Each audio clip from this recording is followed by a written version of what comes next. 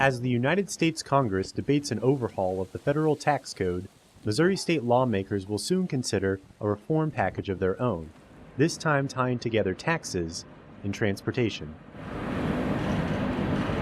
The Missouri Economic Relief Act, sponsored by Missouri State Senator Bill Eigel, would cut individual and business tax rates to offset the burden of raising other taxes that fund infrastructure projects.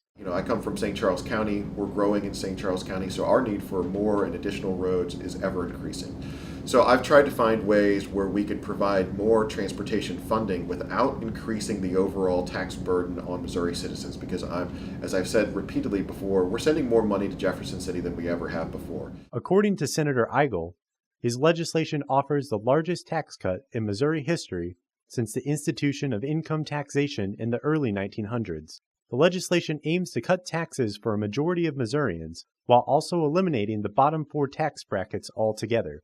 The bill also cuts taxes for small businesses, which Senator Eigel hopes will boost the economy by allowing Missouri to more effectively compete with neighboring states. To pay for these cuts, Senator Eigel's bill would streamline the tax code by doing away with some deductions and exemptions. It would also adjust the state's fuel tax, currently one of the lowest in the nation, upward by 6 cents. Now, I've long been an opponent of any adjustment in the fuel tax going up. What's different about this plan is I've always said that we could adjust any individual tax as long as it was part of an overall broader tax reform measure that lowered the tax burden on the state of Missouri and its citizens. That's what the Missouri Economic Relief Act does, and I'm ready to get started. However, some are worried that decreasing state tax revenue will require lawmakers to tighten spending on other government programs, while doing little to stimulate the economy or create new jobs. One lawmaker believes this is the wrong time for Missouri to consider cutting taxes. But let's remember that lowering taxes is not something that exists in isolation.